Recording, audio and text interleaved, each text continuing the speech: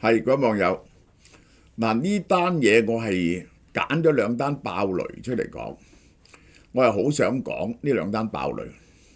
一單呢就牽涉到嗰啲金融事件嚇，主要呢就牽涉到呢個呢係幾年前啊，已經5、6年前嗰啲 P2P 開始呢，就已經係好多呢啲咁樣嘅民怨事件，係講緊大陸係點樣處理。係同埋咧，大陸咧係幾咁離譜啊！即係呢啲事係。第二咧就係哪吒汽車爆雷，咁我都講俾你聽啦。大陸嗰啲電動車咧，嚟緊呢2年咧一定執好多間。早幾年咧哪吒都係間唔錯嘅公司喎，大家睇下。而家咧就徹底瓜咗啦。我哋睇下佢係點樣搞到今時今日，同埋佢點樣應變。上海、山東唔係山東，江海匯集團，佢出現問題咧就2024年8月，半年前因為資金鏈斷絕而爆雷。呢間嘢有幾多錢呢？蝕280億人民幣嚇，即係講幾百億人民幣。幾百億人民幣，200幾億人民幣，即係300幾億港紙，喺香港係好大嘅公司，喺香港就好大公司。江海匯啊，係山東省政府支持嘅金融公司，係有合法嘅資質嘅，佢係有牌嘅，而且係政府公開支持，做咗15年㗎啦。原來係個騙局，你估唔估得到啊？點解我要講？佢係同好多個地方政府合作嘅，設立金融服務招商平台，包括濰坊產融、德州產融、濟南產融產業融資、青島產業融資，全部地方政府同佢合資嘅。你可以話俾你聽，你唔知咁唔得意喎？呢個係薛氏集團創始人安志斌，原名安志成。佢同佢老婆周春惠走咗去美國啦，有10萬個受害者啊，係山東各級省政府投資喺佢身上嘅。江海匯集團有6間子公司，係做應急轉貸服務，各地城投公司同佢簽署合作協議入股，即係呢點講啊？有啲人，譬如啲 credit card 找唔到數啊，銀行找唔到數，嗰啲地方就轉俾佢借，咁咧就叫應急轉貸，即係接人哋嗰啲貸款。咁咧，喂，嗰啲地方嗰啲城投公司咧，城投公司係國企嚟噶嘛，就投資落佢嗰度，其實有一部分咧，就等佢接咗啲爛數啊，接咗。有啲銀行尤其是城投行啲爛數。好啦，2024年8月初，集團業務員向客戶發出暫停所有錢嘅兌款。業務員話江海匯所籌集嘅資金咧，主要係借俾中小企業嘅，但發現好多合同都係假嘅，其實就係攞翻出嚟咧就派息，你明唔明啊？直至到爆煲為止。譬如賓州一笪地方咧，有100幾個業務員，呢啲業務員咧呃晒自己啲親戚朋友，涉及投資嘅家庭將近800戶，一個業務員就有8家人跟佢，喂，好制得過㗎，買啦咁樣。好多人因為絕望而輕生。東營公安局經濟偵緝大隊、江海匯集團、東營潤泉重聚咗公司嗰啲業務員拉晒12個人，追翻幾多錢啊？41萬，你唔好同我講笑。檢察院已經批准去追捕300幾人。據自由亞洲電台自由亞洲電台啊，即係 Donald Trump 政府唔俾錢自由亞洲電台啦，咁就係即係唔知可以做幾耐。山東江海匯集團爆雷之後呢，有10萬個受害者。你點樣界定呢單嘢呢？受害者認為當局將案件錯誤歸類為非法急受公眾存款，而唔係合同詐騙、大規模集會。我首先解釋俾大家聽，如果係非法集資呢，你係攞唔翻啲錢嘅，因為你都係有份犯法嘅，嗰啲錢呢就去晒政府啦。非法集資，你唔應該參加非法集資，佢就當佢係一個非法集資，而唔係合同詐騙。如果合同詐騙呢，間公司有幾多資產呢，就先要賠翻俾詐騙嘅受害者。詐騙嘅受害者係優先嘅，佢就當佢非法集資，其實就要食晒，剩翻啲錢。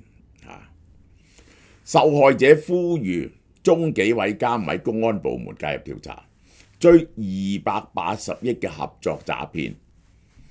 結果佢哋想整一次大規模維權，上千人去濟南、山東省委門口靜坐示威。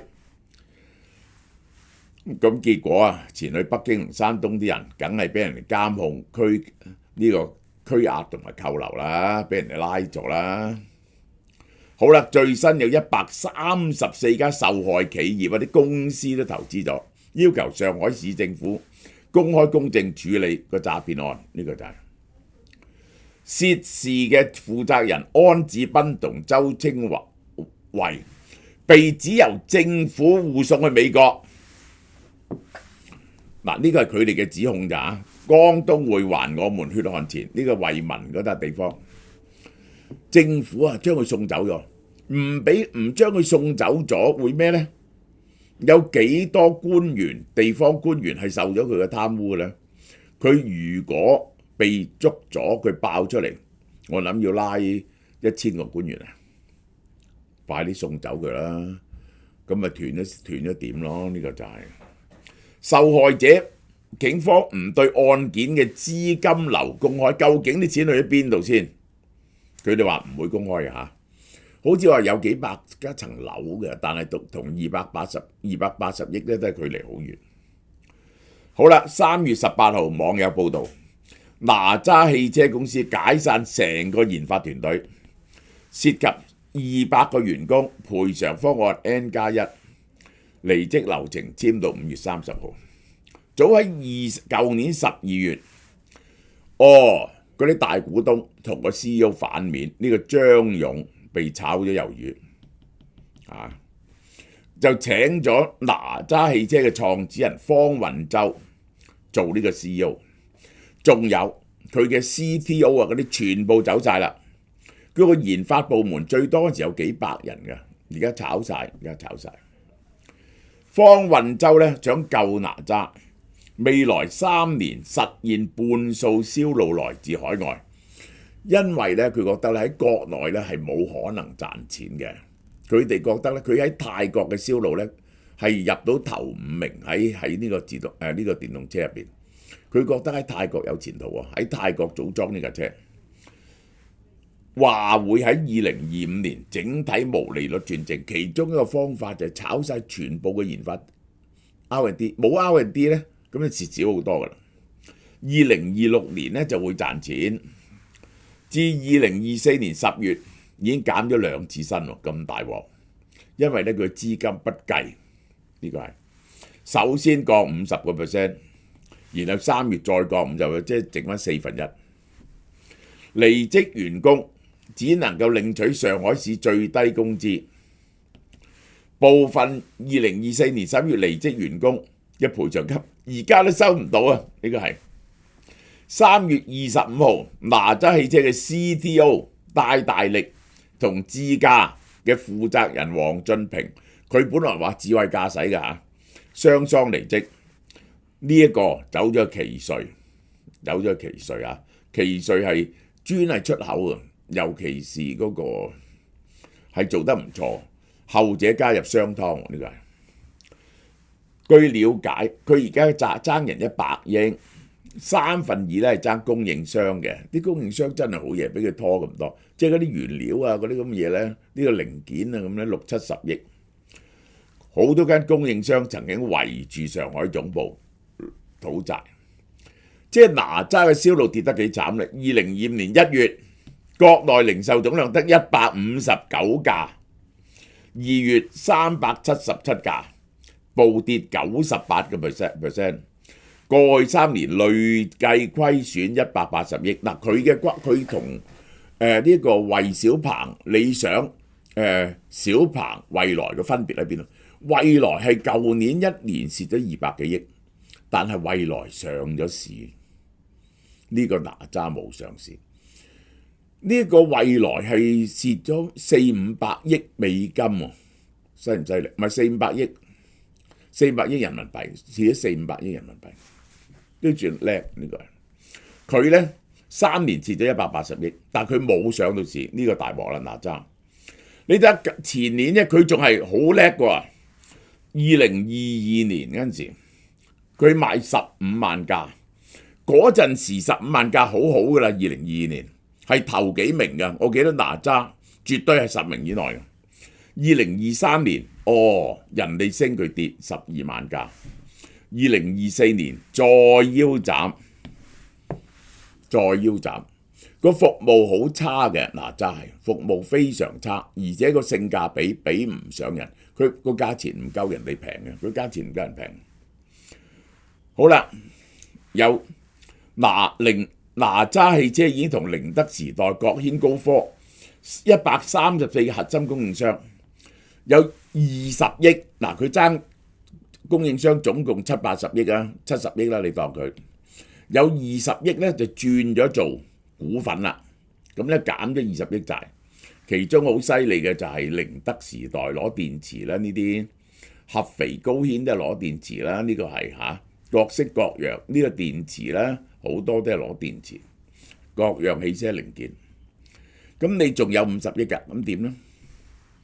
呢個債轉股協議咧，規定供應商70%轉為母公司嘅合眾公司嘅股權，剩翻嗰30% 分15期攤還。嗱，佢整體計劃就咁，整體計劃爭供應商70億，爭供應商70億。呢70億咧，如果全部轉得晒70%咧，即係轉咗49億走，然後21億咧就分15期，我唔知佢幾耐一期啊，可能3個月一期咁啊，分4年還咯。咁每年咧係5億啫，就咁就。咁佢咧就仲要，佢如果要翻生咧，起碼要有多70-80億，有多70-80億。咁佢能唔能夠翻生咧？好啦，供應商倡議支持佢化債、復產復工，同埋出海共謀發展。唔好啦，此世界非公世界，遠方可以。呢段説話喺邊度㗎？虬髯客去到太原，就係想見呢個李世民。佢見到識得李靖去見李世民，應該喺長安。結果冇幾耐飲下酒，李世民過嚟，不三不理，剔虬而來，神氣揚揚，貌以相與。虬髯客見之心死。呢個李世民即係成個皇帝上，冇得撈要去第度，中國冇得撈啦，去海外啦，呢個就係。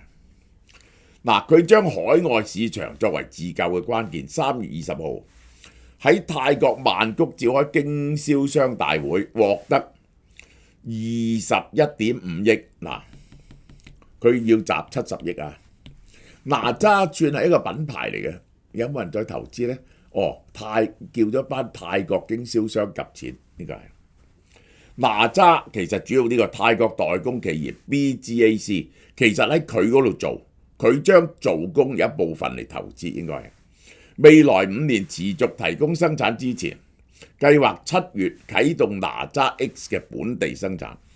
因為泰國有入口關稅啊，佢走去泰國生產咧，佢覺得有着數嘅，呢個就係哪吒汽車同埋 BGAC 計劃將泰國打造成東南亞出口基地，未來喺泰國做50%。目前喺泰國純電市場排名前3，哪吒係。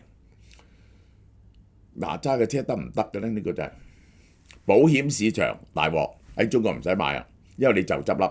平安人保保險公司將佢列入高風險名單，保費暴漲40%，買哪吒車。點解保費要暴漲呢？因為你冇零件啊，整起上嚟呢，如果你執咗笠呢，好大鑊。315期間好多車主投訴哪吒售後服務梗係好大問題，間公司就執笠，跟住呢個 quality 都好大問題，漏水、充氣機故障，冇辦法提供應承咗嘅維修保養，有 guarantee。整個售後體系癱瘓，好多間直營店紛紛關閉，車輛配件嚴重缺貨，整唔到、等唔到、退唔成。嗱，將來好多汽車都係咁，面臨債務危機、高管離職、銷路暴跌、售後系統癱瘓，我覺得死咗啦，翻唔到身，好嘛？呢段講好，新嘅電子消費券優惠已經開售，禮品更加精彩，越買越賺。購買3000蚊電子消費券可以獲得總值3718蚊嘅指定禮物，包括意大利製造 Maserati 太陽眼鏡，價值3510蚊，UV 鏡片設計符合歐盟標準，有輕巧嘅鈦金屬材料，仲有韓國 From Bio 護眼素一盒，價值180蚊嚇，呵護你眼睛健康。韓國 Harim 水牛城雞翼一包，價值28蚊，超級野味。而買5000蚊電子消費券可以獲得4000蚊嘅指定禮物，包括 Maserati 太陽眼鏡啦，韓國 From Bio 腦消樂一盒咧，可以改善血液循環同記憶力，支持大腦健康功能。大煮系列鵝潤腸一盒，價值288蚊，仲有韓國哈廉水牛城雞翼一包，價值28蚊。好啦，優惠期咧由3月16號到3月31號，網上及門市都有售，有效期咧係到26年3月31號嘅。現有消費券用戶可以隨時增值舊有餘額，就可以延長嗰個使用期限到2026年3月31號噶啦。禮品數量有限，送完即止。